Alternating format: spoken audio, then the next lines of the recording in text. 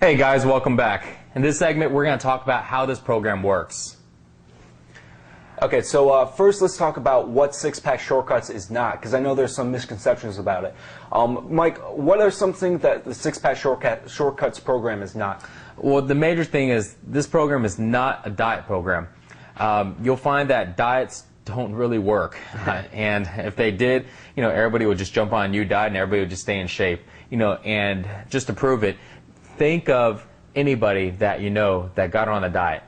Think of if they actually stayed on it, and you'll find that I think of this question all the time, and every single time I cannot think of somebody that actually got on a diet and stayed on one, because when that happens, it's called a lifestyle change. It's not a diet.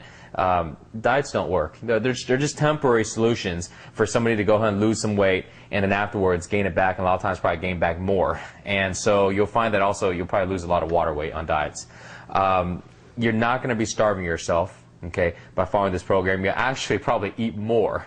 You'll find that, me and Dan always talk about this, and people are amazed when they watch us because we're like eating all day long, constantly just cleaning up the fridge. And people are like, how can you, stay so lean and eat constantly? It's like, well, A, it's what we're eating, and B, it's, it's how our bodies are set up and structured now to just dissolve and just, process food. We're like this food processor now, so, so another thing is, it's not just knowing what to eat, because perfect example is think of a nutritionist. They are probably the most knowledgeable people when it comes to diets, right foods to eat and things like that.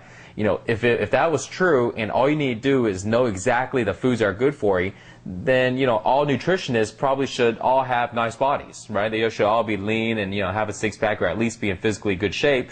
And if you take a look around, nutritionists, doctors, physical therapists, anybody in the health field, they most of the time are in bad shape. I personally actually had to train a lot of doctors, surgeons and stuff, and neurologists, and it's amazing the amount of information that they know about what they do, but when it comes to getting in shape, it's a totally different world. Okay, so so just keep that in mind. Okay, the program is not anything just about eating and things like that. It's a lot more.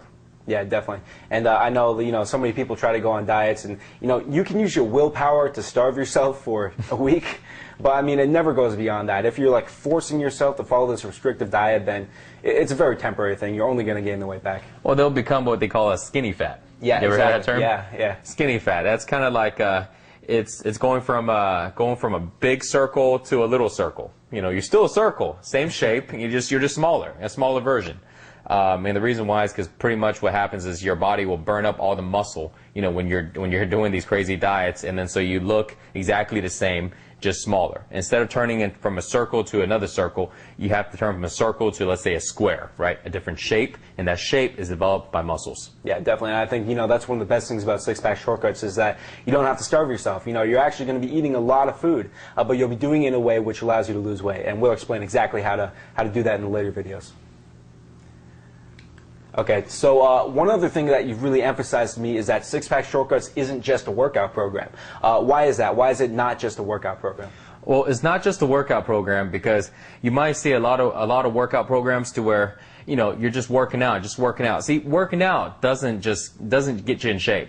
Think about power lifters. Do you want to? They know how to work out, right? Probably with perfect technique. That's why they're able to lift so much weight. But lifting weight doesn't mean you're going to get into good shape. It just means you're able to lift weights. You can go into a gym and you can see a lot of guys, they have, big arms and big chest and probably a big gut to go with it. And they know how to work out, they got good form, but it's not about that. See, when you're wanting to get a six-pack, when you wanted to get the actual physique that you want, you got to actually know how to get that body, not just know how to work out. Anybody know how to do a curl and do a bench press, right? Or know how to maybe do a squat. But it's definitely more than that. You can be strong and you can be able to lift a lot of weight, but you can still be, overweight. Yeah, definitely. And, this is so common. And, you see this all the time. And this isn't to say that you got to be, like, super crazy about your diet. Because, as you've emphasized, a lot of the leverage is in the workout. But, you do want to avoid what you see all the time in the gym, that, like, pot belly and big arms, big chest look. Yeah, it's not just knowing how to work out, because working out is just, doing perfect form and that's it. Yeah. It's actually putting a whole bunch of different techniques together, and there's also certain types of workout that will go ahead and drive your metabolism, and that will go ahead and drive your body to burn the body fat. Yeah, exactly. And those are the ones that we do, versus just doing, regular stuff. Yeah. And that's what's important. Definitely. Okay, so one final thing which you really emphasize to a lot to all the guys you train is that Six-Pack Shortcuts is a shortcut, but it's not a magic pill. What do you mean by that? Well, I mean, that means you have to do the work. We've put this program together to make it to where it's easy to follow, it's simple, and we pretty much took all the stuff that didn't work out of it and gave you, the shortcuts, gave you the most effective ways to do it, but you still got to do it. If you've seen the last video, we talked about the last slide talking about procrastination. That being the number one thing, because you got to actually do the workouts. But if you do it, you will find that you're going to get results faster than you ever have before, and you know that what you're doing are the most effective and the easiest way to do it. But by far, it's not something you just buy and just magically do some workouts and your fat just melts away. No, it isn't like that. You got to do the work, though. Definitely, very important. Okay, so now we've covered some of the things that Six-Pack Shortcuts is not. Can you tell us what Six-Pack Shortcuts is? Well, basically, the program is meant to be the fastest way for you to get a six-pack. We put together techniques, we put together workouts, we put together eating habits, we put together a whole eating system to make it to where your whole structure, your whole lifestyle and structure is created now for you to be in shape.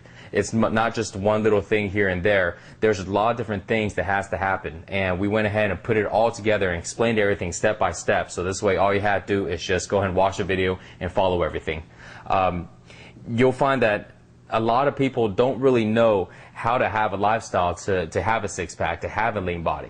They may, know about some of the good foods to eat, and they may know random things like, some workouts, but they can't really put it all together and structure it to where they can stay in shape and also stay in shape for a very, very, very long time, pretty much as long as they want.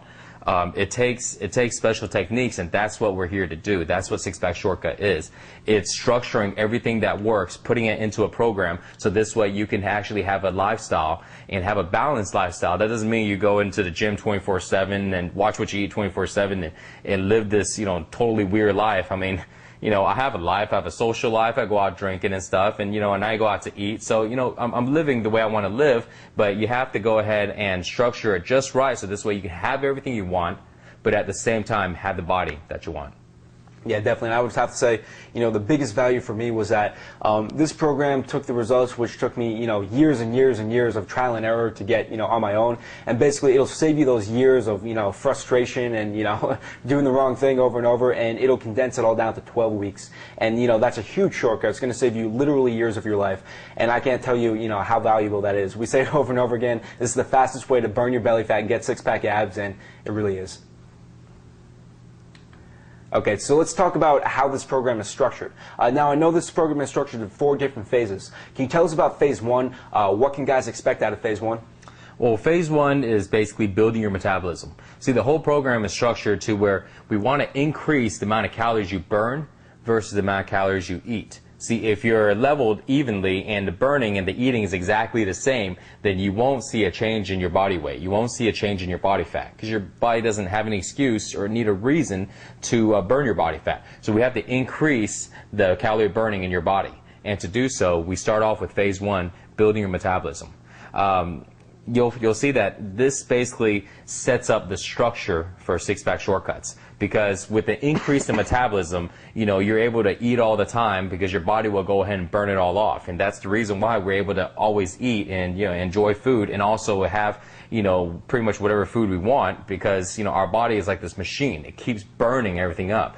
So you'll see that if you go ahead and go through phase 1 first, you'll build the infrastructure to continue the other phases. Another thing I want to talk about is also phase 1. In our program, you don't just go from phase 1 and suddenly you're out of phase 1 totally and you're into phase 2. You actually add phases on to the program as it goes. So you'll always be in phase 1 of building your metabolism while you go into phase 2, and then you'll always be in phase 2 and phase 1 while you go into phase 3. So So you want to see that's how the structure is. So you're always going to be building your metabolism. So that would be the first one to get going on. Yeah, and I think that's another really important key to this program, because I know like the way that most workout programs and most diets work is that they give you like 100 things to implement all at once, and you're supposed to like somehow do all these things all at once, and it's not practical. Whereas I know phase 1 was designed to be extremely simple, very easy to implement, a very limited amount of things that you have to remember, and then you can keep doing those things and add on the finer details in phase 2, phase 3, phase 4.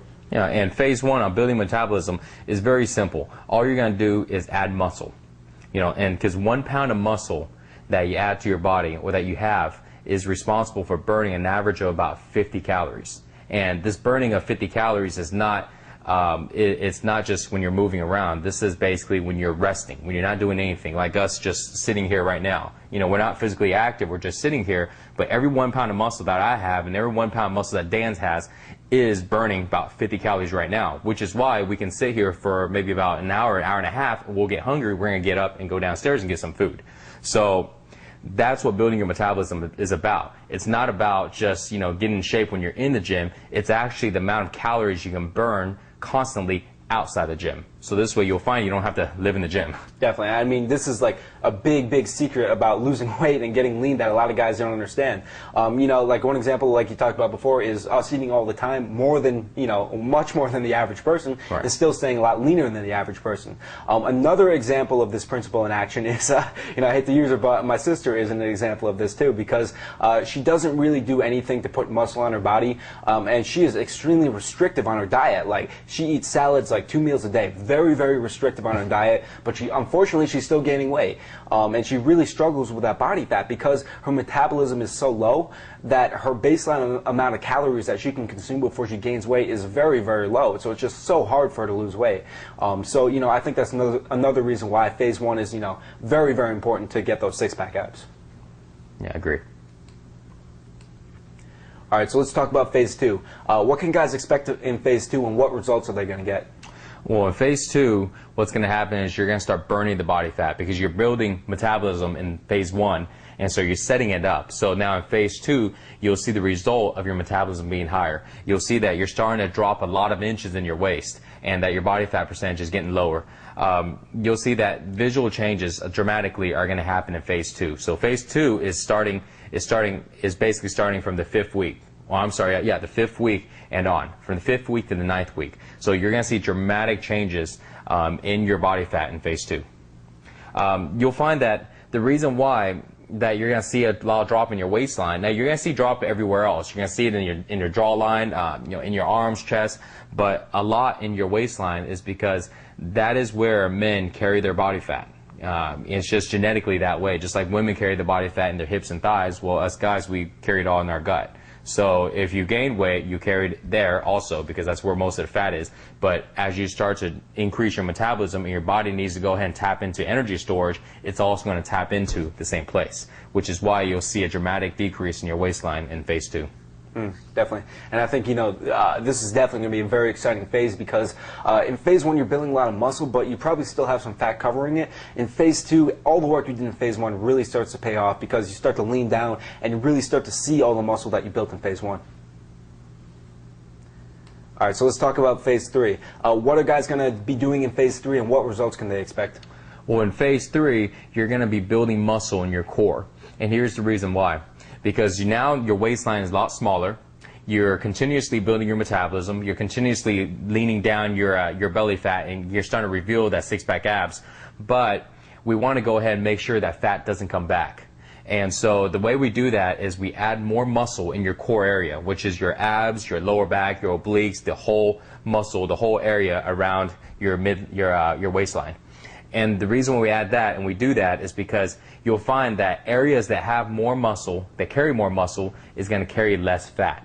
So with that being said, when we add more muscle in your core, it's gonna prevent the fat to come back as much into your waistline. So this way we can go ahead and make sure that you stay lean and you keep progressing forward.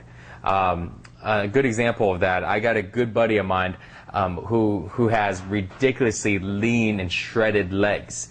And the reason why is because they are very, very, very muscular. One of the most muscular legs I've ever seen. And so he has literally no body fat. He's got to be maybe 5 or 6% on his legs. I mean, veins and everything. But when you look at his arms, you know, generally you see that in some guys' arms, right? But when you look at his arms, his chest, his shoulders, you know, his stomach, you know, he's somewhere around 18, 19% up there. And it's like a totally different person.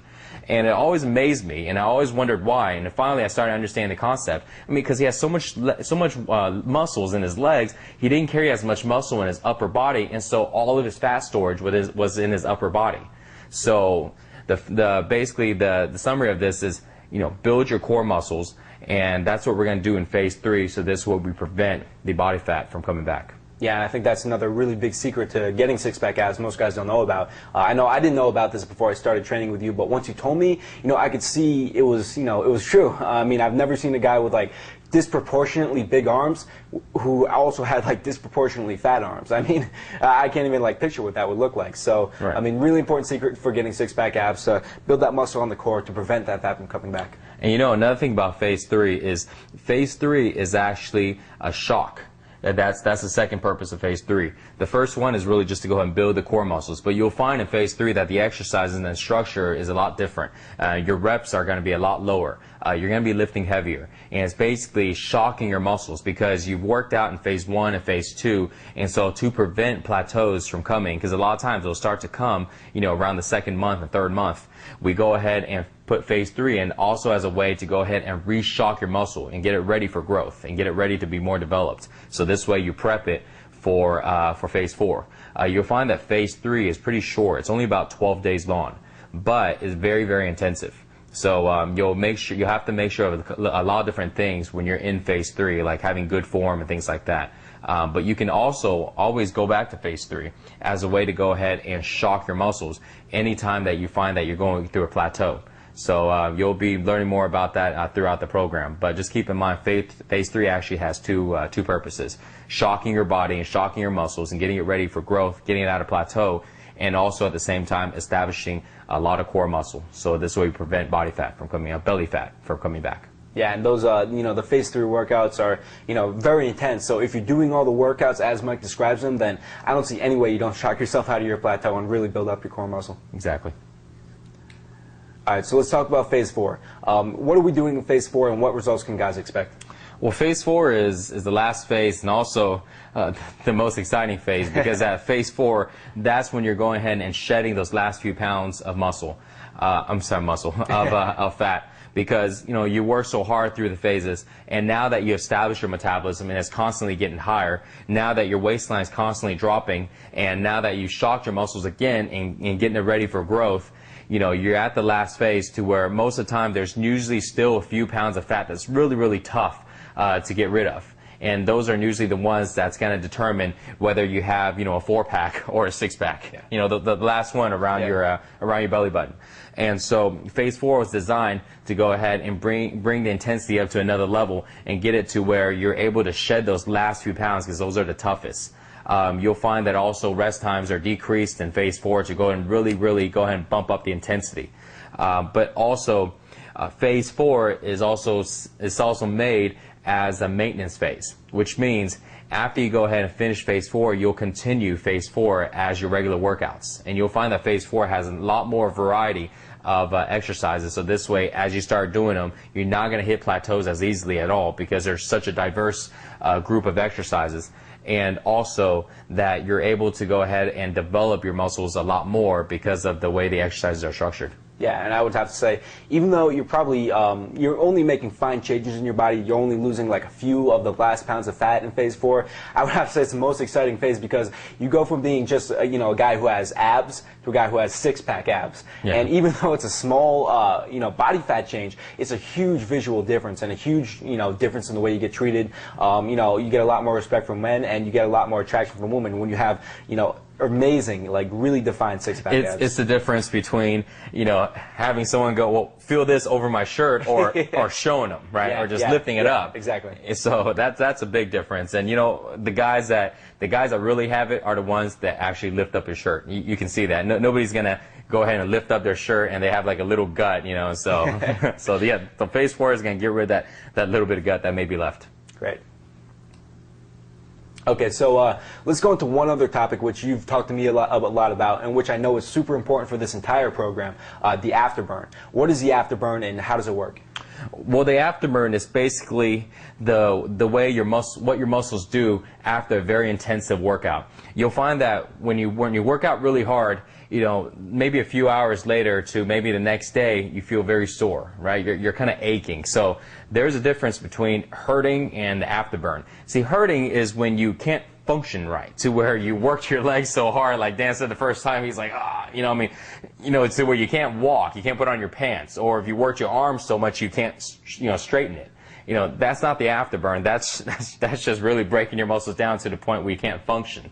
The afterburn is actually a very good feeling because your muscles are broken down just enough to where it needs to go ahead and recuperate at a rapid speed. So it's going to go ahead and start burning and start sucking in all the nutrients out of your body because you need it for recovery. And the afterburn really is maximized after you sleep, because you'll find that when you sleep, your muscles are still trying to recover and still trying to recover, and in the morning you get this real sore but yet really full feeling because your muscles are really flat after you work out after a little while. But when it starts going through the afterburn, it basically brings in all the nutrients.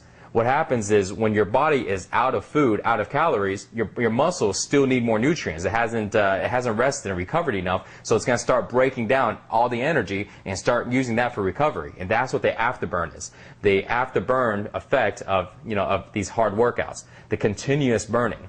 One analogy that I always tell guys, so this way they can really see it in perspective, is, you know, picture, let's say two race cars, right? You know, you have them both race side by side down a 1 mile stretch. At the end of the stretch, you know, you turn one car off and then the other car you just leave on, right? And then you go ahead and walk away and leave it there for 24 hours. You come back the next day, and even though they both drove the same mile, if you check the gas tank, well, the one that was turned off probably has more gas than the one that was running 24 hours, you know. The reason why, well, of course, this one's been running the whole time. This one's, you know, only ran when it went through the, went through the 1 mile stretch or the workout. So basically you're doing the same thing with your body. You're not turning off your body. You're keeping it running on a 24-hour basis, so at the end of the day, you're left with less energy storage versus somebody else who does a normal workout who don't get this afterburn effect. And that's what makes it such a good technique, and one that you want to always practice. And you know, that's what makes it very, very effective. Yeah, definitely. You know, I think that's really big. Another really big secret to getting six-pack abs, which a lot of guys don't know about. And you know, you've probably like seen this before, where you've seen a guy who seems to like work out about the same amount of time as you, but somehow it just seems to be burning a lot more calories. And you know, this is why, because you both drove your car that mile, but he knows techniques to leave his car idling for 24 hours so that he keeps burning calories even when he's not working out. You'll find one of the ways to not get the afterburn effect, and you'll see this a lot in the gym, is when you're doing too many isolation workouts. Yeah. And the reason why is because when you want to go ahead and get this afterburn effect, you want it to be from the larger muscle groups or from more muscle groups at one time. But if you go ahead and just work your biceps out very hard, you know, your biceps aren't very big, so it's not going to produce a very big effect. You know, it may produce a little one, but not one for you to significantly see the results. So you want to stick with more simple, heavier, compound movements, because those are the ones that are going to be those are the ones that give you the most effect. And you'll find that in phase 3, you'll really feel the afterburn a lot. Yeah, definitely. And I know like a lot of guys are doing this where, you know, they're going to the gym, they do a bunch of curls and a bunch of tricep extensions and, you know, a bunch of forearm curls, and then they leave. and you know, that's like a perfect way to not get the afterburn. I know like another perfect way to not get the afterburn is like running on a treadmill. Or doing it, or like low intensity cardio. Extremely ineffective for anything because you don't get the afterburn. First of all, you don't burn very many calories while you're doing it, and you don't get the afterburn effect of calorie burning afterwards. And you know, even if they did burn a lot of calories, let's say they got on the treadmill for 2 hours. You know, a lot of guys are like, well, I'll just do the treadmill a little longer, right? Okay, okay. Well, think about it this way. When you're on the treadmill, you know, your heart's going and your body temperature's high, right? But then the moment you get off, what happens? You know, heart rate drops down, body temperature drops down, and you feel normal again. So, imagine if you had to go ahead and you want to get the same effect as the afterburn, but you're using a treadmill, but then, you stop burning when you get off. Well, what does that tell you? You got to be on that treadmill 24/7, right? Because the afterburn effect is always on and it never turns off. So you got to constantly be doing cardio, and that's why cardio isn't effective. It's effective only in the time that you're doing it. But remember, guys, we're not trying to plan to live in the gym. We're not going to be one of those people who spend 2 or 3 hours in the gym 7 days a week. You want to get in there, get out, and then you go on with the rest of your day. So that's why cardio is not effective. You're not producing any type of afterburn. You're not changing your metabolism at all. You're just burning calories at the time that you're on it. Yeah. So, that's a very big difference. Definitely, yeah. And I know like another big mistake that guys make that which kills their afterburn is not training their legs. Or when they go to train their legs, they're like, oh man, I don't want to do squats. Nobody likes leg day. Yeah, I don't want to do deadlifts. That's just real hard. I think I'll just jump on the leg extension. I never liked leg day before either. That's how I found the benefits. Yeah, exactly. And you don't realize that training your legs is key to achieving the afterburn because your legs are the biggest muscles. So if you're not training the biggest muscles, you're obviously not going to get the afterburn. Exactly. All right, guys, so that's it for this video. I hope you learned a lot about the principles that go into this this training program. So we'll see you in the next one. I'll see you then.